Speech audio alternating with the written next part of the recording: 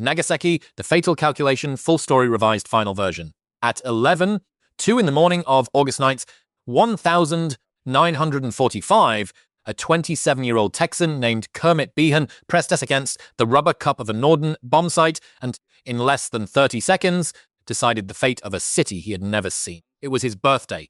Below him, through a small hole in the clouds that had opened only moments earlier, lay a stadium track in the Urakami Valley.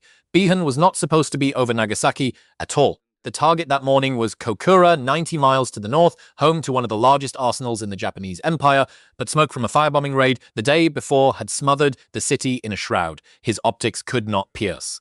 3 bomb runs, 50 minutes.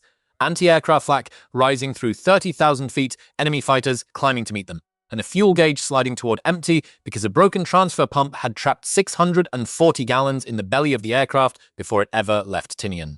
By the time Bockscar banked south, one wrong calculation stood between the crew and a live plutonium device drifting into the East China Sea. What happened next was not planned. Not by President Truman, not by General Marshall, not by the men in Washington who had rehearsed every stage of this mission for 2 years. It was decided by a gap in the clouds and by the coldest 20 seconds of the 20th century. By the time you finish watching this, you will understand something most Americans never learned in school: how a broken fuel pump, a smoke cloud from the day before, and a single Texan's eye at a bomb site decided who lived and who died on that August morning. 74,000 people were about to be killed by a bomb aimed somewhere else. And the men on that airplane, the men who did it, went home and never talked about it again. The Pacific Ocean does not sleep, not in August of 1945. Not when the entire island of Tinian is glowing under the sodium wash of 10,000 runway lamps and the coral airstrips are humming with the deep arterial pulse of Wright cyclone engines being warmed for another night of destruction. 3 days earlier, on the morning of August 6th, a B-29 named Enola Gay had lifted off from this very island carrying a uranium weapon called Little Boy in her belly. 70,000 people had died before the sun set over Hiroshima. And still, the Empire of Japan had not surrendered. The world was waiting for the second hammer to fall. But the world did not know that on this hot, humid Wednesday night of August 8th, 3 separate storms were converging on the fate of a nation, and none of them were entirely under the control of the men who thought they were writing history. The first storm was gathering along the Amur River, more than 3,000 miles to the north. At 11 o'clock in the evening, trans-Baikal time, on August 8th, Soviet Foreign Minister Vyacheslav Molotov summoned the Japanese ambassador to Moscow, a career diplomat named Naoto Sato. Sato had spent the entire summer begging Molotov for a meeting, hoping that the Soviet Union might broker a negotiated peace between Tokyo and Washington. Molotov had refused him for weeks. Now at last, the door opened. Molotov did not shake his hand. He read from a prepared statement. Effective 1 minute past midnight on August 9th, the Soviet Union considered itself at war with the Empire of Japan. Sato sat frozen. He asked quietly if he could send a telegram to Tokyo. Molotov permitted him to try. The Soviets then cut the embassy's telephone lines and failed to transmit the cable. 61 minutes later, at 1 minute after midnight, 1.5 million soldiers of the Red Army, under the command of Marshal Alexander Vasilevsky, poured across the borders of Manchuria on 3 fronts. Tanks, artillery, motorized rifle divisions, the same men, the same doctrine, the same steel that had crushed Nazi Germany 2 months earlier. They came for the Kwantung Army, the pride of the Japanese Empire, and they crossed terrain the Japanese had believed no army could ever cross. The word did not reach Tokyo until 4 in the morning. By then, the second storm was already 3 hours into the sky. The second storm was a bomber. At 2:15 in the morning, local Tinian time, a flight engineer named Master Sergeant John Kuharek was crouched inside the fuselage of a B-29 Superfortress named Bockscar. He was staring at a fuel transfer pump that would not respond. Kuharek was a professional. He had been an engineer on heavy bombers since before Pearl Harbor. He knew what he was looking at, and he did not like what it meant. 640 gallons of high-octane aviation fuel, nearly 2 tons of it, were sitting in a reserve tank inside the rear bomb bay. The pump that was supposed to feed that fuel forward into the main engines was dead. The fuel could not be drained, it could not be transferred, it could not be used. It could only be carried. Kuharek climbed out of the aircraft, walked across the tarmac in the humid dark, and reported to the pilot. The pilot was a 25-year-old Irish-American from North Quincy, Massachusetts, named Charles Sweeney. This was Sweeney's first combat command of an atomic mission. He had flown as an escort on Hiroshima 3 days earlier, but tonight he was the one in the left-hand seat. Sweeney listened. Then he walked across the ramp to speak with the man watching from the shadows. Colonel Paul Tibbets, the commander of the 509th Composite Group. The man who had flown Enola Gay, Tibbets did not order him to go. Tibbets told him the truth. The reserve fuel was there for weight balance, to compensate for the 10,000-pound weapon in the forward bomb bay. Sweeney did not need it to fly the mission. But if Sweeney wanted to abort, he had the authority. That was his call to make. There was a typhoon closing on the Marianas. If they scrubbed tonight, they might not fly for a week. Sweeney nodded once. He went to fly. By 3 a.m, the crew of Bockscar was climbing into their aircraft. They were young men. Most of them were in their 20s. Charles Albury, the co-pilot, was 24. Fred O'Leary, the third pilot, was 23. Ray Gallagher, the assistant flight engineer, had turned 24 that spring. They wore heavy flight suits despite the tropical heat because the pressurized cabin of a B-29 would climb to 30,000 feet, where the outside air was more than 60 degrees below zero. And there, in the nose of the aircraft, at the Bombardier's station, was a 27-year-old Texan from Houston named Kermit King Behan. August 9th, 1945 was his birthday. Behan had been a football player at Rice University before the war. He had washed out of pilot training and become a bombardier instead, which turned out to be the finest accident of his professional life. His crewmates called him Honeybee sometimes, less politely. They called him the Great Artiste, either because of his precision with a Norden bomb sight or because of his talent with young women in bars from El Paso to London. He had been shot down 4 times over Europe. He had walked away from all 4 crashes, and now, on the morning of his 27th year on Earth, he was going to be the man who pressed the button. In the belly of the aircraft, wedged into a space barely wide enough to turn around in, sat 2 other men who did not wear the same uniform as the rest of the crew. They wore the dark wool of the United States Navy. The senior of them was a 33-year-old Naval Academy graduate named Frederick Lincoln Ashworth. Everyone called him Dick. He was a Manhattan Project weaponeer, one of a handful of officers in the world who understood what was actually inside the bomb they were about to carry to Japan's.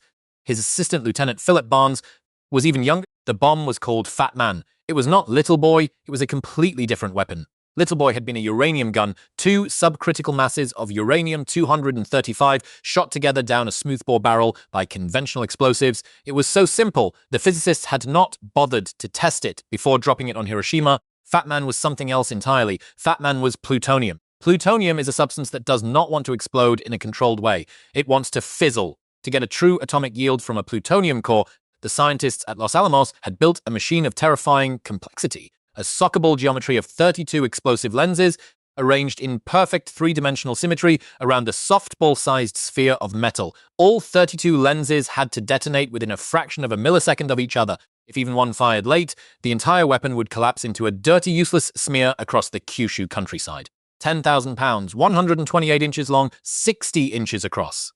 Round, bulbous, painted a mustard yellow, with the signatures of the ground crew scrawled across its casing in black marker like a high school yearbook. It sat, live, in the forward bomb bay of Bockscar, 6 feet behind Kermit Behan's seat. At 3:47 in the morning, Charles Sweeney released the brakes. Bockscar was overweight, massively overweight. The 4 Wright R3000 350 engines howled at full manifold pressure, tearing at the humid Pacific air, and the aircraft crawled down the 8,500-foot runway with the reluctance of an animal that knows something is wrong. The end of the runway ended in a cliff. The cliff ended in the ocean. Sweeney held the nose down, held it down, held it down, and pulled the massive bomber into the black sky with a few feet of coral to spare. The wheels came up, the engines settled into cruise, and Fat Man in the belly of the aircraft was still armed only with its safety plugs. Green plugs, inert. Now Frederick Ashworth had to change them. Somewhere over the empty water between Tinian and Iwo Jima, at an altitude below pressurization, Dick Ashworth opened a hatch and crawled into the bomb bay. It was freezing. The air pressure was dropping. The engines were screaming through the aluminum skin only inches from his ears. And in front of him, held in place by shackles that would release when Behan pressed his button, was a 10,000-pound plutonium weapon whose firing mechanism he was about to arm by hand. He held a flashlight in his teeth. He had done this before in training. He had never done it in the air.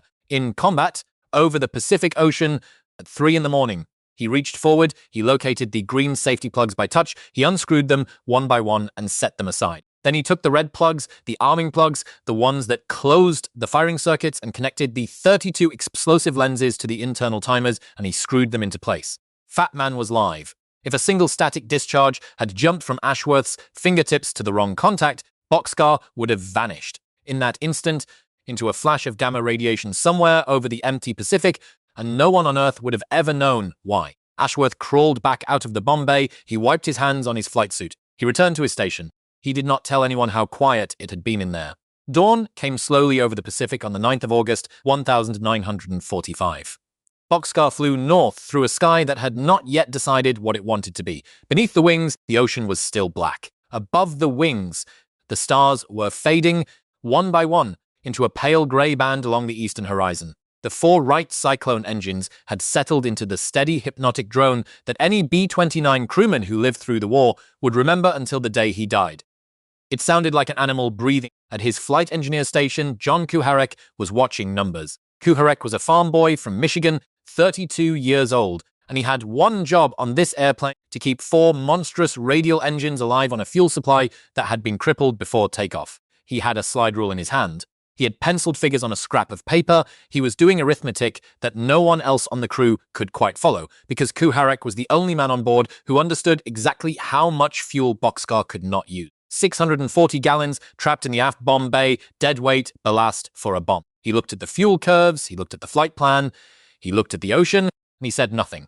At Yokoshima, a small island off the southern tip of Kyushu, the plan called for 3 aircraft to meet in the sky. Bockscar would carry the weapon. A second B-29, called the Great Artist, flown that morning not by Sweeney, but by Captain Fred Bock, because of the last-minute aircraft swap, would carry the blast measurement instruments. And a third B-29, called the Big Stink, flown by Major James Hopkins, would carry the photographic equipment. Someone had to photograph the mushroom cloud. Someone had to bring back the pictures. They were supposed to meet at 9 o'clock in the morning, 30,000 feet radio silence. At 9:10, Bockscar arrived at the rendezvous point and began to orbit. Fred Bock's aircraft was already there. Sweeney could see him through the plexiglass. A black silhouette against the morning sky, wings flashing gold in the low sun. The Big Stink was not. Sweeney orbited. He waited 5 minutes, he waited 10. He looked at his watch. Colonel Tibbets, back on Tinian, had warned him before takeoff no more than 15 minutes at the rendezvous. 15 minutes was the limit. If Big Stink did not show, proceed to the target. Sweeney orbited for 40. He would spend the rest of his life defending that decision. The photographic aircraft had the cameras. The cameras were the proof. Without the pictures, the mission could be called a failure. Sweeney knew that, and so he circled and he circled and he burned fuel he did not have to burn. In the belly of the aircraft, Dick Ashworth was doing his own calculations. He was the weaponeer.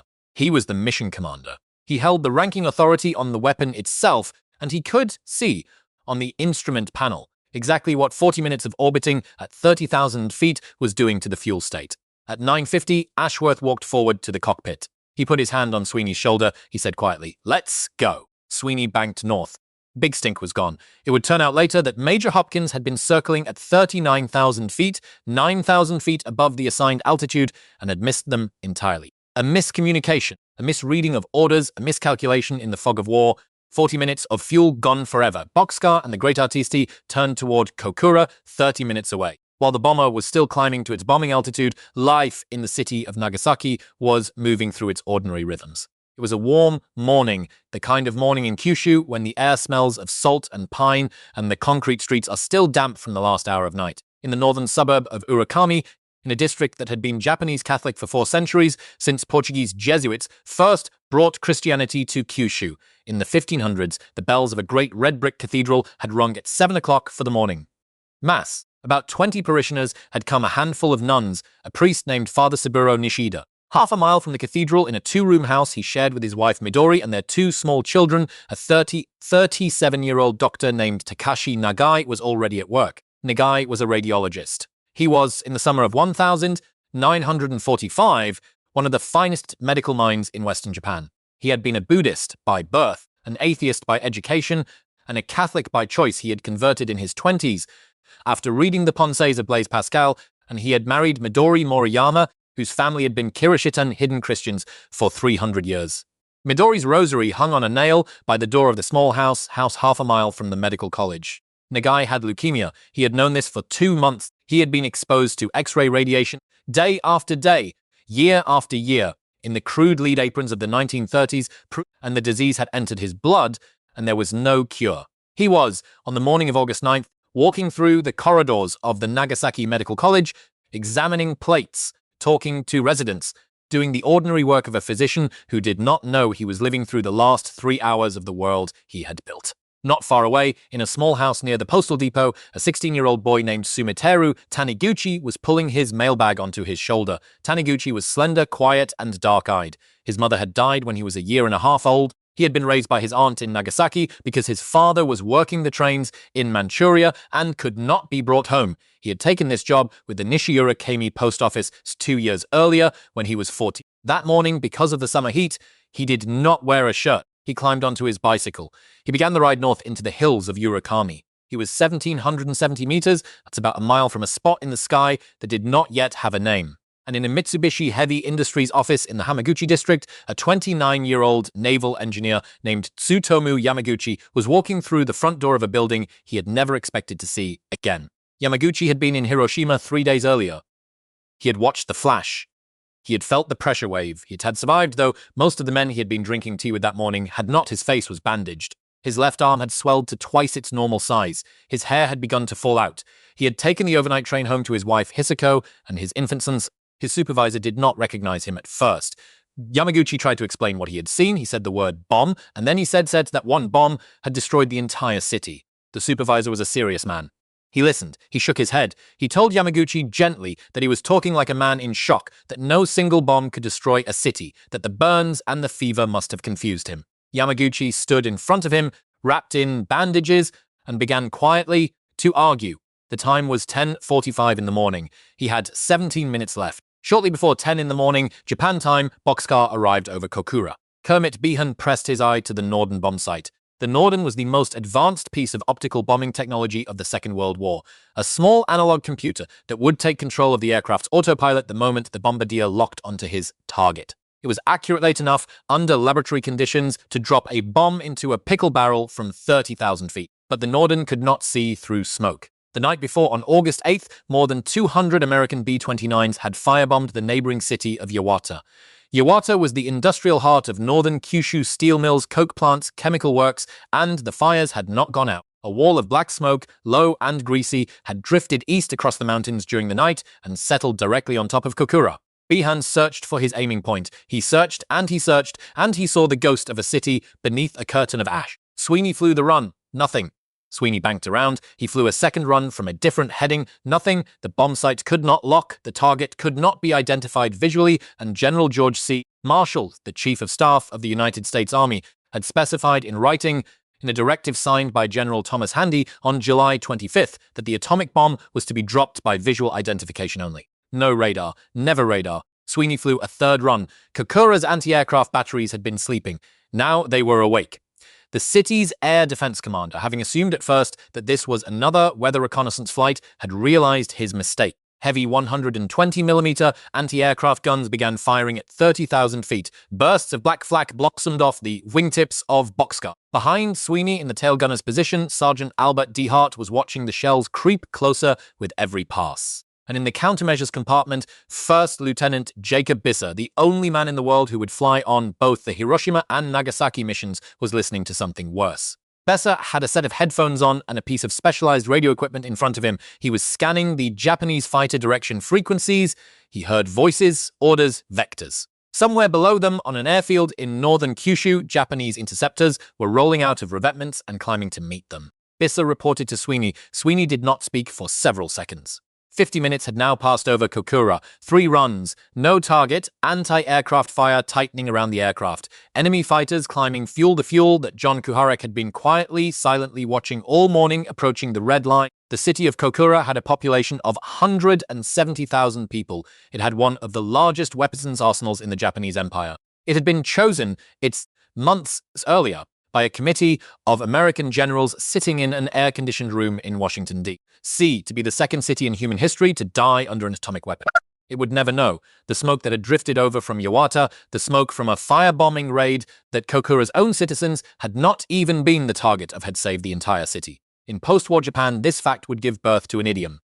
The Japanese would come to say, when someone had escaped a terrible fate by pure chance, Kokura no on, the luck of Kokura. Sweeney banked south. Kokura had used up its miracle. The flight to Nagasaki took 20 minutes. Sweeney reduced power on all 4 engines to the absolute minimum required to keep the airplane in the sky. Kuharek was leaning the fuel mixture so far that the engines ran rough, misfiring, coughing. The B-29 was descending slowly. Not because Sweeney wanted altitude, but because the aircraft could no longer hold 30,000 feet without burning more fuel than they had. In the cockpit, Sweeney and Ashworth held a rapid, low-voiced conversation over the intercom. They had already agreed on the mathematics. They did not have the fuel to return to Tinian. They did not have the fuel to reach Iwo Jima, the halfway emergency field. They barely had the fuel to reach Okinawa. They had at most one bomb run over the secondary target. 1. Ashworth stared through the cockpit windscreen at the coast of Kyushu sliding beneath the aircraft. Green mountains, white beaches, the silver thread of the Urakami River winding down toward a harbor. Then he spoke into the intercom. He said, "We will bomb by radar." Kermit Behan in the nose heard the order and said nothing. It was a direct violation of the Handyspats Directive of July 25th. General Marshall had specified visual bombing only. The reasoning was simple. A radar drop over Japan could miss by miles. The bomb could fall into the ocean, could fall on a rice paddy. It could fall on a village so small it was not on any American map, and the strategic effect, the shock, the terror, the mathematical proof that the United States could produce these weapons in quantity would be lost. But Ashworth was looking at a fuel gauge that gave him no other choice. He would either drop the bomb by radar or he would ditch a live plutonium weapon into the East China Sea. He gave the order. At 10:50 in the morning, Bockscar reached the outer approaches to Nagasaki. Nagasaki was covered by cloud, 70%, maybe 80%. Behan pressed his face to the bomb site and saw nothing but a rolling grey floor of stratocumulus, 4,000 feet thick. Beneath it, invisible, lay a city of 286,000 people. The radar operator, Staff Sergeant Edward Buckley, began to call out the range to target. Sweeney banked into the bomb run. The doors of the forward bomb bay opened. Fat Man, 10,000 pounds of yellow-painted plutonium and high explosives, was exposed to the outside air for the first time. The temperature outside was 58 degrees below zero. The bomb was on internal power now. Its radar altimeters were awake. Its firing circuits were live. It was waiting for two things: the release from Behan's finger and the signal from its own altimeters, 43 seconds later, telling it that it had reached the height at which to open. Buckley called out the range on radar. Behan kept his eye on the bomb site, staring at grey. And then, with less than 30 seconds left in the bomb run, a hole opened in the clouds. It was not a large hole, it was not a dramatic hole. It was a gap perhaps 1,000 feet across, drifting east on the summer wind, and through it, Behan saw the unmistakable geometry of a stadium track. It was the Mitsubishi Sports Field in Hamaguchi. It was in the Urakami Valley. It was not the aiming point. The original target was a bridge in the commercial center of Nagasaki, 2 miles to the south. The stadium track was well north of that, in a completely different district, sitting in a narrow valley between two mountain ridges. But it was Nagasaki, and it was visible, and Behan had at most 20 seconds to decide. He shouted into the intercom, "I've got it." He took control of the aircraft from the radar operator. The Norden autopilot engaged. The bomb site crosshairs settled on the stadium track. Behan made his corrections for wind, for airspeed, for the drift of a 10,000-pound bomb falling 6 miles through air of varying density. At 10:58 local time, from an altitude of just under 30,000 feet, Kermit Behan pressed the release. The shackles opened. Fat Man dropped away from Bockscar. The B-29, suddenly 5 tons lighter, surged violently upward. Sweeney threw the aircraft into a 60-degree diving turn to the northeast, the maximum performance evasive maneuver they had practiced for exactly this moment. The horizons tilted, the engines screamed. The crew was pushed hard into their seats. Fat Man was in free fall. The men had 43 seconds. The bomb fell. It fell through the layer of stratocumulus and emerged beneath the clouds into a bright summer morning over the Urakami Valley. Beneath it, going about their lives on the 9th of August, 1,945 were 40,000 people who did not know they were about to die, and 35,000 more who did not know they were about to be maimed for the rest of their lives. Takashi Nagai was standing in a corridor of the Nagasaki Medical College holding an X-ray plate up to the window light. Sumiteru Taniguchi was pedaling his bicycle up a dirt road in the hills, his mailbag against his bare back. In the great red brick cathedral of Urakami, about 20 people were kneeling for confession. Father Saburo Nishida was hearing them. At the Mitsubishi Heavy Industries office in Hamaguchi, Tsutomu Yamaguchi was pointing at his own bandaged face, trying to explain to a skeptical supervisor what a mushroom cloud looked like. The supervisor was leaning back in his chair, shaking his head. Yamaguchi opened his mouth to speak again, and then the room turned white. At 503 meters above the ground, the radar altimeters inside Fat Man closed the firing circuit. 32 explosive lenses, arranged in the geometry of a soccer ball, detonated within a fraction of a microsecond of each other.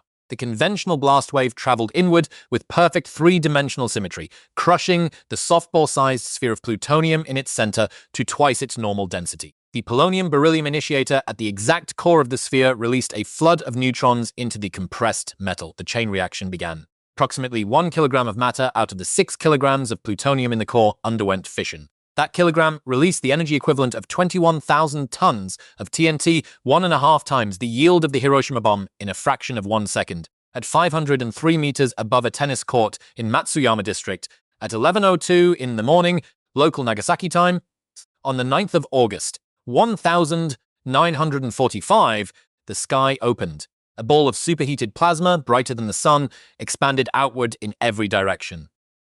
Inside Theophol itself, the temperature briefly reached millions of degrees, hotter than the core of the sun. On the ground directly beneath the hypercenter, surface temperatures spiked past 3,900 degrees Celsius, hot enough to vaporize steel, hot enough to fuse sand into glass. A pressure wave began to travel outward at initial speeds, exceeding 3,000 feet per second, compressing the air ahead of it into a solid, invisible wall. The bomb had drifted 3 kilometers northwest of its original aiming point. By an accident of clouds and wind and one boy's finger on a release lever, the hypercenter of the second atomic weapon ever used in war had settled directly over the Urakami Valley, 500 meters from a Catholic cathedral built by the descendants of hidden Christians, and less than a kilometer from a Mitsubishi factory that, in 1941, had produced the torpedoes used to destroy the American battleship fleet at Pearl Harbor. Tsutomu Yamaguchi threw himself to the floor of his office as the windows disintegrated. For the second time in 3 days in a country he had loved his entire life, he was inside a nuclear fireball. For the second time in 3 days, he lived. Above him, Bockscar was climbing hard through the shockwave. The tail gunner Albert D. Hart pressed into the plexiglass of his position, staring backward at something no human being had ever seen from that angle before. A column of boiling smoke and fire, the color of an angry sunset, was rising off the deck of the Urakami Valley at a speed that seemed to defy physics itself. It was already at 10,000 feet. It was still climbing. The mushroom cloud reached 60,000 feet in 8 minutes. From the tail of Bockscar, Sergeant Albert D. Hart watched it climb. He had a pair of dark welder's goggles pressed to his eyes, and even through the tinted glass, the light was bright enough to hurt. It was not the black of a factory fire or the brown of a burning oil dump. It was every color at once, red at the base where the fire was still consuming a city, orange where the superheated dust was being torn upward by the vacuum of its own thermal draft, purple and green higher up where the air itself was ionized, and at the very top, a great white anvil of ice crystals, forming and reforming, spreading outward against the stratosphere. D-Hart tried to describe it into his intercom. He could not find the words. Beneath that cloud, in a valley that had been a city an hour earlier, the ordinary human beings whose lives had been drifting toward lunchtime were beginning the longest morning of their lives. The great red brick cathedral of Urakami had stood on its hill for 30 years. It had been built by men and women whose grandparents had hidden their faith for 250 years, during a time when a Christian in Japan could be crucified for refusing to step on an image of Christ. When the Meiji government finally lifted the ban on Christianity in 1873, the descendants of those hidden Christians, the Kokura Kirishitan, had come out of the mountains around Nagasaki and begun slowly, brick by brick, to build the largest Catholic church in East Asia. They had finished it in 1925. It had 2 great bell towers. It had a marble altar. It had cost them everything they owned. At 11:02 on the morning of August 9th, it was gone. The bomb had detonated 500 meters from the cathedral at an altitude of 503 meters. The blast wave arrived a fraction of a second later. The brick walls did not fall, they vaporized. The stained glass did not shatter, it melted. The 2 great bells that had rung the Angelus over the Urakami Valley 3 times a day for 20 years. One of them was thrown 200 yards down the hillside and did not shatter. It was found weeks later, still ringing when the wind moved it. Father Saburo Nishida was inside. He was hearing confessions. About 20 parishioners were kneeling with him. None of them was ever identified.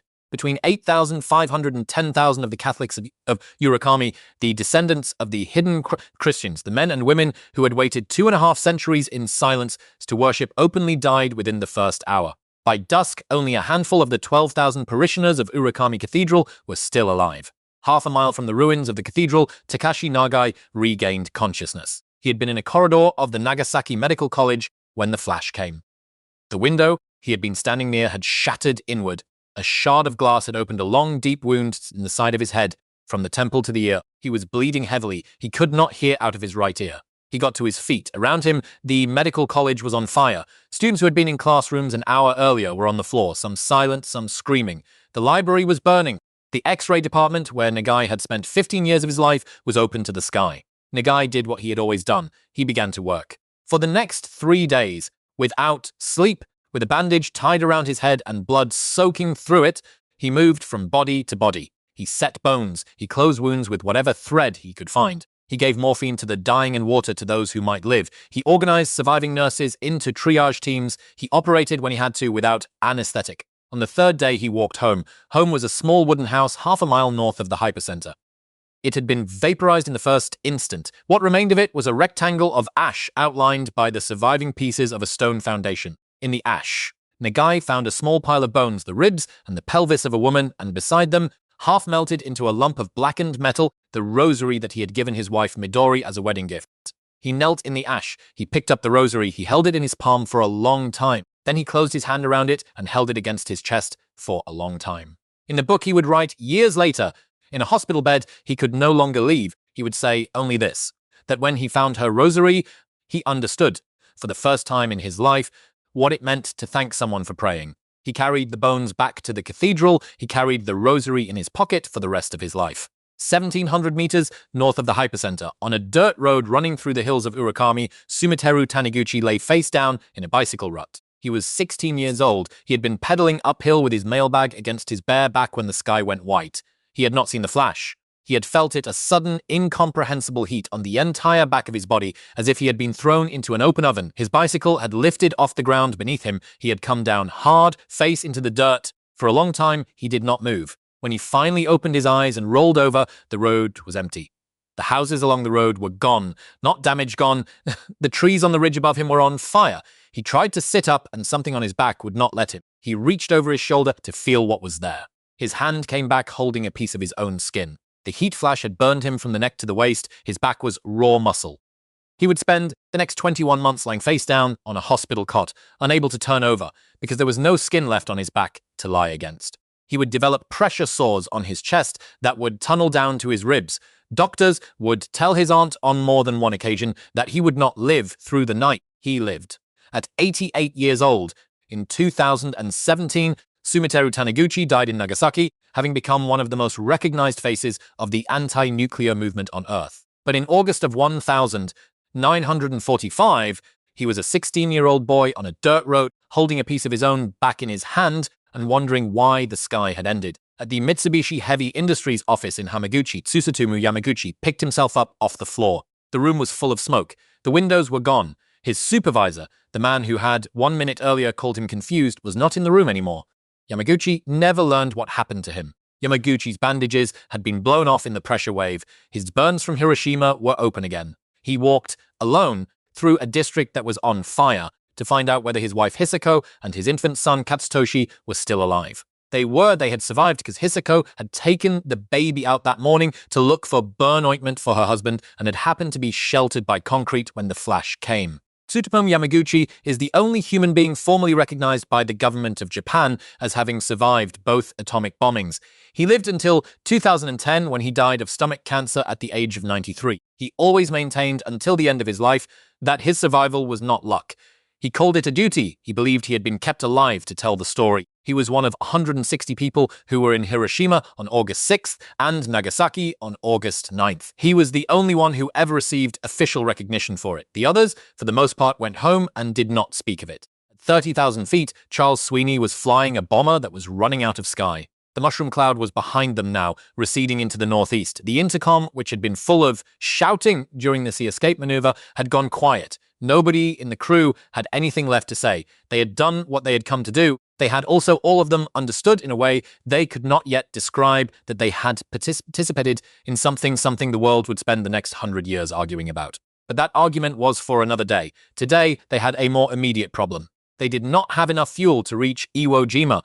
They did not have enough fuel to reach Tinian. They had, in John Kuharek's judgment, exactly enough fuel to reach Yontan Airfield on Okinawa, provided they descended slowly, leaned the mixture aggressively, and did not encounter a headwind.